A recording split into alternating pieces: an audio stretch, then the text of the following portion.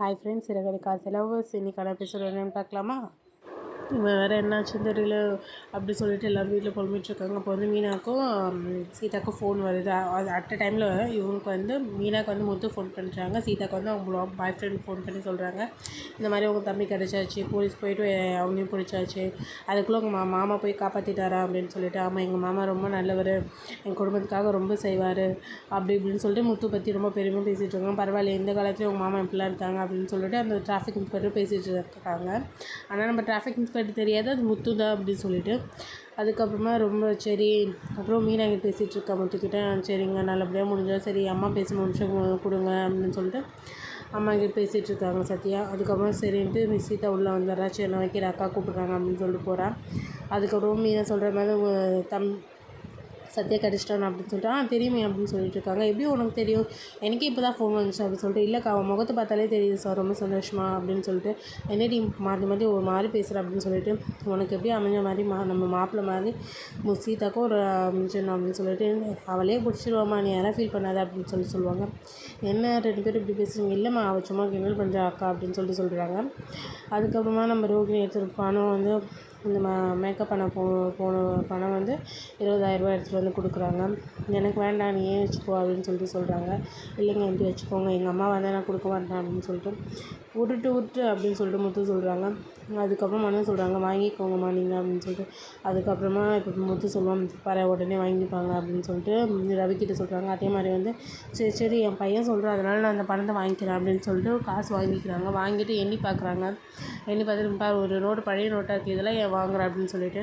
அப்புறம் அண்ணாமலை சொல்கிறாங்க, அந்த பொண்ணு வந்து உனக்கு கொடுக்குதுன்னா நீ பெருந்தன்மையாக வந்து வேணான்னு சொல்லணும், அந்த பொண்ணு உழைச்ச காசு அது அப்படின்னு சொல்லிட்டு அண்ணாமலை வந்து சொல்கிறாங்க. என் பையன் சொல்கிறதால நான் வாங்குகிறேன். அதுவும் இல்லாமல் இப்போ நம்ம வந்து சாமிக்கிட்ட போய்ட்டு ஒரு தப்பு செஞ்சால் காசு கொடுத்து, இல்லை வேண்டுதல் இருந்துச்சுன்னா கோரிக்கை அந்த மாதிரி சொல்லி நம்ம காசு கொடுத்து அடைச்சிட்டு வரோம். அந்த மாதிரி தான் பண்ண தப்புக்கெலாம் என்கிட்ட காசு கொடுத்து அடைச்சிட்டு வரா அப்படின்னு சொல்லிட்டு பேசிகிட்ருக்காங்க. அதுக்கப்புறமா என்னன்னாலும் நீங்கள் பண்ணது தப்பு தான், இல்லை நீங்கள் எதுவும் பேசாதீங்க, நாம் வந்து ரோகிணிக்கு சப்போர்ட் பண்ணி பேசுவோம், ஆனால் அவங்க வந்து அப்படியே பல்ட்டி அடிச்சிடுவாங்க, ஆன்ட்டி பண்ணது எல்லாமே என் நல்லதுக்கு தான் அப்படின்னு சொல்லிட்டு சொல்கிறாங்க ஸ்ருதி. அதுக்கப்புறமா இந்த மாதிரி என் தம்பி எக்ஸாம் எழுத போயிட்டார், நல்லபடியாக எக்ஸாம் எழுதிட்டு வந்துட்டான் மாமா, நீங்கள் சாக்லேட் எடுத்துக்கோங்க அப்படின்னு சொல்லிச்சு 2 சாக்லேட் எடுத்து கொடுக்குறாங்க. ரொம்ப சந்தோஷமா அப்படின்னு சொல்லிட்டு வீட்டில் எல்லோரும் வாங்கிக்கிறாங்க. ரோகிணியும் மனோஜ் வாங்கலை, அவங்க விஜயா மாமியார் வாங்கலை. முத்து சொல்கிறாங்க, நீ இருக்கிற கையில் 20,000 இருக்குது, நீ 2 ரூபா சாக்லேட் எடுத்துகிட்டு போய் கொடுத்தா அவங்க எப்படி வாங்குவாங்க அப்படின்னு சொல்லிட்டு சொல்கிறாங்க. அதுக்கு வந்து மீனா சொல்கிறாங்க, நான் வந்து படிப்பு தான் முக்கியம், காசு முக்கியம் இல்லை அப்படின்னு சொன்னோன்னே விஜயாவுக்கு வந்து ஒரு மாதிரி மூஞ்சி ஆகிடுது. அப்புறம் எல்லோரும் எஞ்சி போயிடுறாங்க. அதுக்கப்புறமா திருப்பி நைட் ஆகிடுது, எல்லாம் உட்காந்து பேசிகிட்ருக்காங்க. முத்துவும் மீனாவும் இந்த மாதிரி நல்லபடியாக முடிஞ்சிடுச்சு, எப்படி அந்த பிரச்சனைலாம். சீதாக்கு யாரும் ஹெல்ப் பண்ணாங்களா? அந்த லொக்கேஷன் நான் கேட்டப்போ தரவே இல்லை, எப்படி அவங்களுக்கு கொடுத்தாங்கன்னு தெரில, நீ யார் என்ன எதுன்னு விசாரிச்சு வை அப்படின்னு சொல்லிட்டு சொன்னாங்க. சரிங்க, நான் பார்க்குறேன் அப்படின்னு சொல்லிடுறாங்க. அதுக்கப்புறம் சீதா வந்து அந்த டிராஃபிக் இன்ஸ்பெக்டர் இருப்பாங்க, அதான் நம்ம சீதாவோட லவ்வர், அவங்க வீட்டுக்கு வந்து அவங்க அம்மா கூட்டிகிட்டு வராங்க. இவங்க தான் எனக்கு ஹெல்ப் பண்ணாங்க, ரொம்ப தேங்க்ஸ் சொல்கிறதுக்காக கூட்டிகிட்டு வந்தேன் அப்படின்னு சொல்லிட்டு.